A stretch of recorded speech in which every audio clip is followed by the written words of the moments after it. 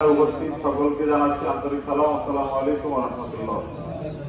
প্রিয় উপস্থিতি, আপনারা জানেন এখানে এসেছি আমাদের ক্যাম্পাস সকল শিক্ষার্থীরা হতাশার মধ্যে পড়ে গেছে যে এটা কবে উঠবে, কবে আমরা আবার পড়াশোনা শুরু করব, কবে পরীক্ষা। তারা তাদের মতো সুখে আছেন এবং এপাশে শিক্ষার্থীদেরকে হতাশার মধ্যে নিমজ্জিত করে রেখেছেন।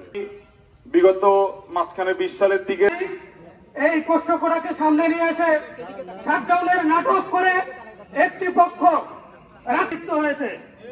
আমরা সেই সব শিক্ষক কর্মকর্তাদেরকে জানিয়ে দিতে চাই, শিক্ষার্থীদের কোনো শিক্ষা কার্যক্রম নাই, কোনো কিছু নাই, না যে এটার সমাধান কবে হবে, কিভাবে হবে।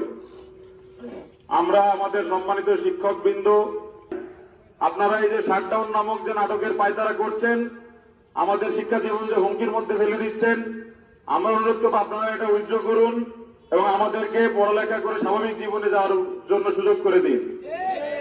আমাদের সকাল থেকে লাইন দিয়ে এখানে পড়াশোনা করে আমরা দেখেছি, সেটাও বাধাগ্রস্ত করা হয়েছিল। মতো লাইব্রেরি খোলা হয় নাই।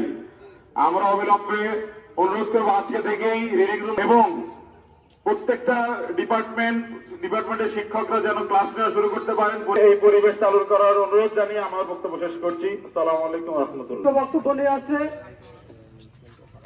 মার্কেটিং ডিপার্টমেন্টের মেধাবী শিক্ষার্থী সম্মেলককে।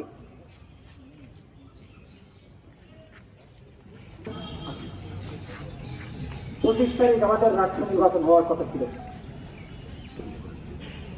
রাষ্ট্র বানচালের জন্য মিনানসিটির সুপুষ্পকটাকে কর্মচারীরা, কর্মকর্তা এবং কিছু শিক্ষক শিক্ষার্থীদের অনেকের পরীক্ষা দিল, অনেকের পরীক্ষা ফাইনাল সামনে পিছিয়ে।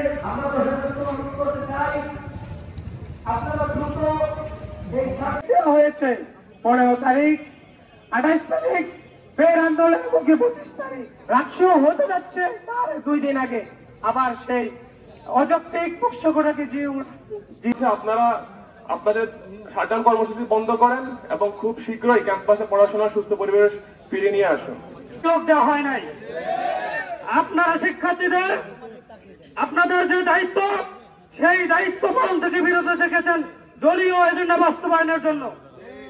আপনারা আপনাদের এই অযৌক্তিক দাবি যদি প্রত্যাহার না করেন এবং শিক্ষার পরিবেশ ফিরে নিয়ে আসেন, না নিয়ে আসেন, তাহলে আমরা আপনাদেরকে বলবো আপনারা রিজাইন দেন, দিয়ে আপনারা ফুল টাইম দলীয় এজেন্ডা বাস্তবায়নে লিপ্ত থাকুন, দলীয় কর্মকাণ্ডে লিপ্ত থাকুন। আপনাদের চাকরি করার আপনাদের যোগ্যতা আপনারা হারিয়ে ফেলেছেন।